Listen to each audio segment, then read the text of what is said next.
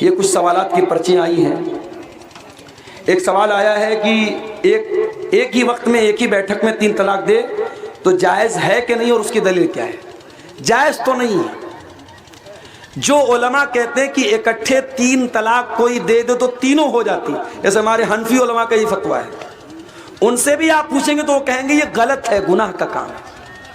اور نبی کے زمانے میں جب 3 طلاق اکٹھے کسی نے دی، جو اہل حدیث کی دلیل ہے کہ نبی نے بہت غصے کا اظہار کیا، بلکہ حدیث میں یہ الفاظ ہے کہ اللہ کے نبی نے فرمایا کہ کیا میرے رہتے ہوئے دین کا مذاق اڑ رہا ہے، دین کا مذاق بنایا جا رہا ہے، اور آپ نے اس صحابی کو رجوع کرنے کا حکم دیا۔ اس کا مطلب کہ نبی نے اکٹھے 3 طلاق کو ایک مانا ہے، 3 نہیں مانا ہے۔ اس کے بعد دوسرا سوال ہے کہ طلاق شدہ عورت کو شادی کرنے کا کیا حکم ہے؟ بالکل شادی کرنی چاہیے اس کی۔ ہمارے یہاں بڑا مسئلہ یہ ہے، کوئی عورت طلاق شدہ ہو گئی، اب اس کی غلطی ہو چاہے نہ ہو، شوہر نے طلاق دے دی تو یہ مانا جاتا ہے کہ عورت کے اندر کوئی کمی ہے تب تو طلاق ملی ہے، اور طلاق شدہ عورت کی شادی بہت مشکل ہو جاتی ہے۔ بلکہ بہت سارے کیس میں ایسا دیکھا گیا کہ اگر طلاق شدہ عورت کا کوئی ایک بچہ بھی ہے تو عورتیں کیا بولتی ہیں، ارے وہ تو عورت ہے، بچے کے سہارے زندگی گزار لے گی۔ معاف کرنا، یہ دنیا کا بہت بڑا جھوٹ ہے میرے بھائی۔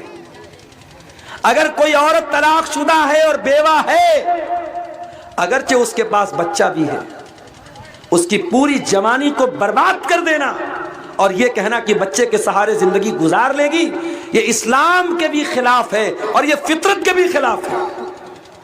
ایک جوان عورت کو اس کے جوڑے کی ضرورت ہے، اور آپ حلال ضرورت پوری نہیں کریں گے تو حرام کے راستے کھلیں گے۔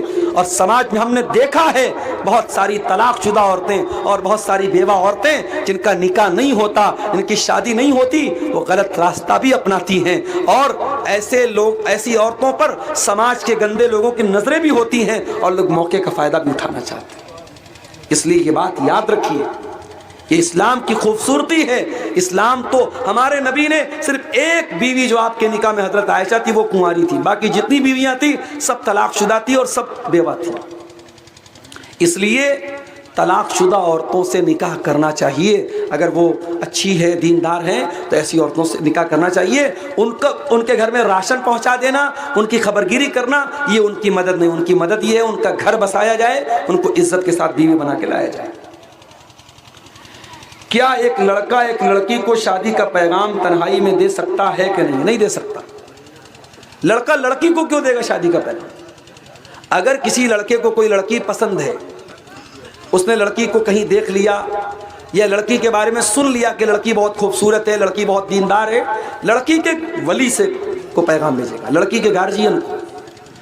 لڑکی کا نکاح لڑکی کے گارجین کی رضامندی کے بغیر نہیں ہو سکتا، یہ مسئلہ یاد رکھیے۔ یہ جتنا ہمارے یہاں جو لو میرج کا جتنا معاملہ ہو رہا ہے سب غلط ہے۔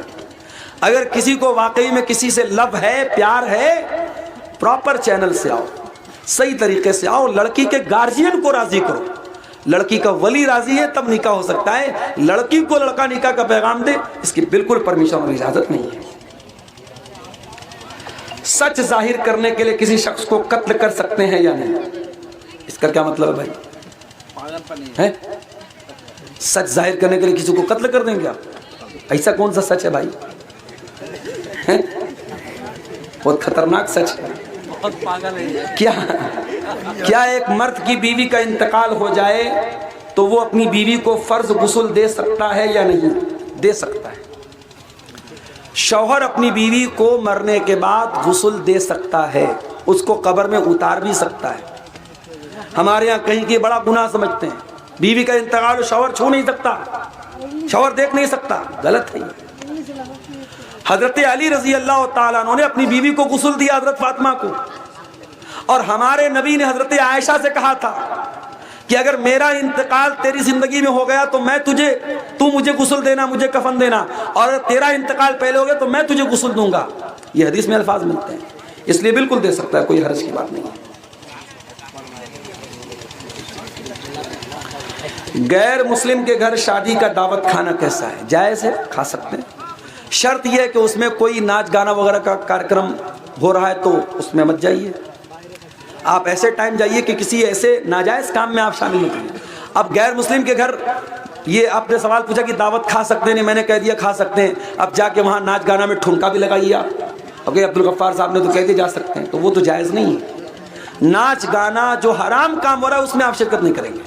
اور اگر وہاں پہ نان ویج کھانا ہے، عام طور سے غیر مسلموں کے یہاں شادی میں نان ویج کھانا نہیں ہوتا ہے، اگر نان ویج کھانا ہے تو پھر یہ کنفرم ہونا چاہیے کہ وہ حلال طریقے سے ذبح ہوا جانور کا ہے. ابھی میں آ رہا تھا غالباً ارریا کے قریب یا اور پہلے کہیں، میں نے دیکھا کہ ایک میٹ کی دکان ہے، اس پہ لکھا تھا جھٹکا میٹ ہاؤس. اب بہت سارے غیر مسلموں کے یہاں جھٹکا والا جانور، جھٹکا مطلب سمجھتے ہیں نا، وہ اسلام کے طریقے کا الٹ ایک طریقہ ہے کہ جانور کو جھٹکے سے مارتے ہیں. ہم لوگ جانور کو یہاں چھری چلا کے ذبح کرتے ہیں، وہ یہاں پہ مارتے ہیں اوپر. تو جھٹکا والے جانور کا گوشت حلال نہیں ہے.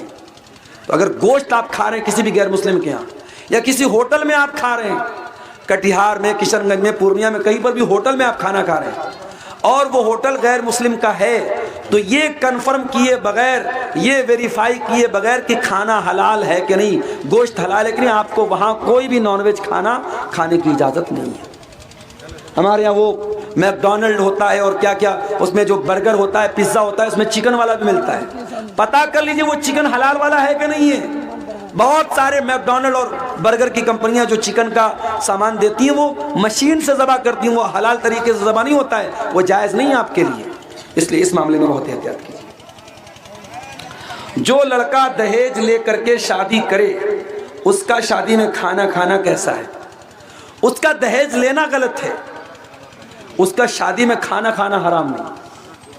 اس کی شادی میں، اس کی دعوت میں آپ کھانا کھا سکتے ہیں، مگر اس نے جو جہیز لیا ہے اس کے لیے وہ گنہگار ہوگا اور اللہ کے یہاں اس کو حساب دینا پڑے گا. ایک جانور میں کتنے آدمی قربانی کر سکتے ہیں؟ سارا سوال ابھی دیکھو، قربانی کتنا دن بعد ہے، ابھی سے قربانی، ابھی رمضان والا باقی، عید والا باقی ہے. ایک جانور میں، بڑے جانور میں 7 لوگ قربانی کر سکتے ہیں. ایک بڑے جانور میں 7 لوگ، میکسیمم 7 لوگ، 7 سے کم لوگ بھی کر سکتے ہیں. 5 لوگ مل کے ایک بڑے جانور میں کرنے چلے گا، میکسیمم 7 لوگ کر سکتے ہیں. لیکن چھوٹے جانور میں کوئی شرکت نہیں کر سکتا. چھوٹے جانور میں ایک آدمی اور اس کی فیملی کی طرف سے ہی چھوٹا جانور کر سکتے ہیں. مزار پر سجدہ کرنے والوں کے پیچھے نماز پڑھی جا سکتی ہے یا نہیں؟ اگر یہ معلوم ہے کہ امام مزار پہ سجدہ کرنے والا ہے تب تو آپ نماز نہیں پڑھیں، کیونکہ وہ مشرک ہے وہ. اور اگر آپ مارکیٹ میں گئے، کشن گنج گئے، فاربس گنج گئے، ارریا گئے، نماز کا ٹائم ہے، سامنے مسجد ملی، اب آپ کو معلوم نہیں کہ امام مزار پہ سجدہ کرتا ہے کہ نہیں کرتا ہے، آپ نماز پڑھ لیجیے، نماز پڑھ لیجیے. آپ جس امام کے بارے میں کنفرم معلوم ہے کہ وہ مزار پہ سجدہ کرتا ہے، اس کے پیچھے آپ نماز نہیں پڑھیں گے. کسی عورت کا شوہر انتقال کر جائے اور اس کے 1-2 بچے بھی ہوں تو بچے کس کے حوالے کیے جائیں؟ یعنی بچے کی پرورش کون کرے گا؟ اور اگر وہ عورت پھر سے شادی کر لے عدت کے بعد تب کیا مسئلہ ہے؟ دیکھیے، یہ بڑا اہم سوال پوچھا. اگر شوہر کا انتقال ہو گیا تو بچے کی جو پرورش ہے وہ عورت کرے گی، ٹھیک ہے، ماں کرے گی. اور اگر وہ عورت کسی اور سے نکاح کرتی ہے تو بھی چونکہ باپ کا تو انتقال، اگر باپ زندہ ہوتا، طلاق ہوئی ہوتی، تو عورت اگر دوسرا نکاح کرے گی تو اب بچے کی پرورش پھر باپ کے ذمہ ہو جائے گی. لیکن اگر باپ کا انتقال ہو چکا یہاں پہ تو اس کی پرورش ماں ہی کرے گی. اگر عورت کہیں اور نکاح کر رہی ہے تو اب اس کو اختیار اور آپشن ہے، اگر وہ چاہے اس کے مائکے میں اس کی ماں ہے، اس کے باپ ہیں، اگر وہ بچے کی پرورش کر سکتے ہیں ان کو سونپ کر کے وہ نکاح کرے. اور اگر اس کو لگتا ہے کہ اس کے مائکے میں کوئی کرنے والا نہیں تو وہ کنڈیشن لگا دے نا، جس سے دوسری شادی کرے وہ کنڈیشن لگا دے کہ آپ کو میں اپنے بچے کو بھی ساتھ میں رکھوں گی، اس کی بھی پرورش کروں گی. بچے کو یوں ہی چھوڑا تو نہیں جا سکتا. اللہ کے نبی صلی اللہ علیہ وسلم نے حضرت ام سلمہ کو نکاح کا پیغام بھیجا تو حضرت ام سلمہ نے کہا کہ میری ایک بچی بھی ہے، میری بچی کا کیا ہوگا؟ تو اللہ کے نبی نے کہا تمہاری بچی کو میں اپنی بچی بنا کے پالوں گا، اس کی پرورش میں کروں گا. تب انہوں نے اللہ کے رسول صلی اللہ علیہ وسلم نے نکاح کیا. تو اس طریقے سے اگر شوہر کے انتقال کے بعد عورت کہیں اور نکاح کرتی ہے اور بچی بہت چھوٹی ہے، بچہ بہت چھوٹا ہے، تو وہ جہاں شادی کرے وہاں کنڈیشن لگا دے کہ میں اپنے بچے کو لے کر کے آؤں گی. اور اگر بچہ بڑا ہو گیا ہے اور نانا نانی کے ساتھ رہ سکتا ہے تو بغیر بچے کے بھی دوسرے کے ساتھ شادی کر سکتی ہے، کوئی حرج کی بات نہیں ہے۔ شاید سوال کرنے والا یہ پوچھنا چاہ رہا ہے کہ شوہر کے انتقال کے بعد کیا دادیال کے لوگ، یعنی لڑکے کے گھر والے بچے کو لے لیں گے، ان کی کسٹڈی میں جائے گی؟ تو ایسا نہیں ہے۔ اگر بیوی شادی نہیں کرتی ہے، جب تک شادی نہیں کرتی ہے یا جب تک بچہ یا بچی نابالغ ہے تب تک ماں ہی اس کی پرورش کی زیادہ حقدار ہے۔